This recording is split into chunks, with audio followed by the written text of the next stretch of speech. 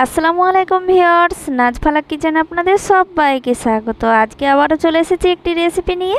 আজকের রেসিপি একেবারে দুনিয়ার সব থেকে সহজ রেসিপি, চিকেন কষার রেসিপি। তো একেবারে ঘরোয়া উপকরণ দিয়েই তৈরি করে নেব। খুব সহজ আর খেতে অসাধারণ। রুটি, পরোটা, ভাত যে কোনো জিনিস দিয়ে খেতে অসাধারণ লাগে। তো চলুন এই চিকেন কষাটা কিভাবে রান্না করি দেখে নিই। চলে এসেছি রেসিপিতে। এখানে দেখতেই পাচ্ছেন চিকেনটা আমি ভালো করে ধুয়ে নিয়েছি। চিকেনটাকে আমি ভিনিগার দিয়ে 1 চামচ ভিনিগার দিয়ে ভিজিয়ে রেখেছিলাম আধ ঘন্টা। তো দেখুন আধ ঘন্টা পর আমি ভালো করে ধুয়ে নিয়েছি। তারপরে কড়াই চাপিয়ে দিয়েছি। এরপরে দিয়ে দিচ্ছি সরিষার তেল। আমি আজকে সরিষার তেল দিয়েই রান্নাটা করে নেব। এরপরে তেলটা গরম হওয়ার পর চিকেনগুলো দিয়ে দিচ্ছি। হলুদ গুঁড়ো আর লবণ দিয়ে নাড়াচাড়া করে নিচ্ছি। এই চিকেনটা আমি খুব একটা লাল লাল করে ভাজবো না, হালকা করে ভেজে নেব। তো দেখুন বন্ধুরা আমি কিভাবে চিকেনটাকে ভেজে নিচ্ছি, সেইভাবে আপনারা ভেজে নেবেন। এই যে দেখতে পাচ্ছেন এইভাবে ভেজে নিচ্ছি। তো এবার চিকেনটাকে তুলে নিচ্ছি। এইভাবেই চিকেনটাকে ভেজে নিতে হবে। জাস্ট শুধু চিকেনটার যে কাঁচা গন্ধটা, সেই গন্ধটা চলে যায়, সেইভাবেই আমি চিকেনটাকে ভেজে তুলে নিচ্ছি। তো তুলে নিলাম। ওই কড়াইয়েই দিয়ে দিচ্ছি পরিমাণ মতো সরিষার তেল। তো বন্ধুরা আমি আজকে সরিষার তেল দিয়েই রান্নাটা করে নেব। এরপরে দিয়ে দিচ্ছি পেঁয়াজ কুচি।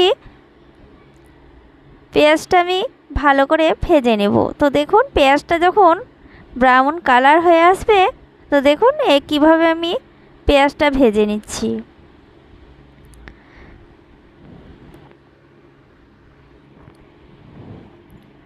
পেঁয়াজটা এই যে দেখুন এইভাবে ভেজে নিতে হবে। তারপরে দিয়ে দিচ্ছি তেজপাতা আর গোটা গরম মশলা। গোটা গরম মশলা এখানে আছে কাঠ, লবঙ্গ, এলাচ আর গোলমরিচ। এগুলো দিয়ে দিলাম, দিয়ে নাড়াচাড়া করে নিলাম। তারপরে দিয়ে দিচ্ছি আদা রসুন বাটা। এটা বড় চামচে দিয়ে দিচ্ছি 1.5 চামচ মতো। তো ছোট চামচের 3 চামচ হচ্ছে আদা রসুন বাটা। তারপরে দিয়ে দিলাম স্বাদ মতো লবণ। লবণটা দিয়ে ভালো করে কষে নিচ্ছি। আদা রসুন বাটার কাঁচা গন্ধটা চলে যাবে, সেইভাবে মশলাটাকে কষে নিলাম। তো কষে নেওয়ার পর দিয়ে দিচ্ছি ভেজে রাখা চিকেনটা দিয়ে নাড়াচাড়া করে নিচ্ছি। তো দেখুন এইভাবে নাড়াচাড়া করে নিয়ে ঢাকা দিয়ে দেব। বেশিক্ষণ ঢাকা দেব না, 3 থেকে 4 মিনিট ঢাকা দিয়ে রেখে দেব। এই যে দেখতেই পাচ্ছেন 4 মিনিট পর ঢাকনা তুলে নাড়াচাড়া করে নিচ্ছি। তো খুব সুন্দর করে এটাও ভাজা ভাজা হয়ে গিয়েছে। তো দেখুন কালারটা দেখুন কতটা সুন্দর এসেছে। এরপরে দিয়ে দিচ্ছি, এখানে নিয়ে নিয়েছি টক দই, হলুদ গুঁড়ো, লঙ্কার গুঁড়ো, জিরে গুঁড়ো, ধনে গুঁড়ো। এই গুঁড়ো মশলাটা দইয়ের সঙ্গে আমি ভালো করে ফেটিয়ে নেব। খুব সুন্দর করে ফেটিয়ে নিতে হবে। তারপরে দিয়ে দিতে হবে চিকেনে। তো দেখুন এখানে আমি দিয়ে দিলাম। আর দইটাকে খুব ভালো করে ফেটিয়ে নিতে হবে, না তো ছানা ছানা দলা পেকে যাবে। তারপরে ওই বাটি ধুয়ে 2 থেকে 3 চামচ মতো জল দিয়ে দিলাম। দিয়ে ভালো করে চিকেনের সঙ্গে নেড়ে চেড়ে, দেখতেই পাচ্ছেন খুব সুন্দর করে নেড়ে চেড়ে নিচ্ছি। খুব ভালো করে নাড়াচাড়া করে নেওয়ার পর ঢাকা দিয়ে দেব। এখানেও আমি 3 থেকে 4 মিনিট ঢাকা দিয়ে রেখে দেব। তো দেখুন আর আঁচটা আমি হাই ফ্লেমে দেব না, মিডিয়াম আঁচেই রান্নাটা করে নেব। তো দেখুন 4 মিনিট পর ঢাকনা তুলে আবারও নাড়াচাড়া করে নিচ্ছি।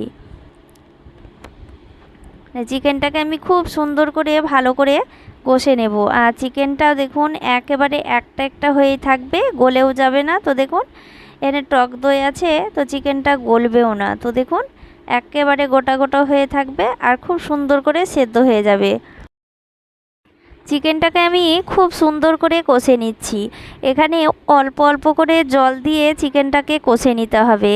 তো দেখুন আমি বেশি জল দিয়ে কষবো না, মানে 2 থেকে 3 চামচ মতো দিয়ে ভালো করে কষে নিচ্ছি। তো ভালো করে কষে নেওয়ার পর এই যে দেখতেই পাচ্ছেন বন্ধুরা, ভালো করে কষে নেওয়ার পর দিয়ে দিচ্ছি গরম মশলার গুঁড়ো। গরম মশলার গুঁড়োটা দিলে টেস্টটা অনেকটাই বেড়ে যায়। তো এখানে আপনারা কেশরি মেথিও ব্যবহার করতে পারেন, তো আমার কাছে ছিল না, ওর জন্য দেওয়াও হয়নি। তো কেশরি মেথি দিলেও অসাধারণ লাগে। তো দেখুন কতটা সুন্দর কালার এসেছে আর কতটা লোভনীয় হয়েছে চিকেন রেসিপিটা।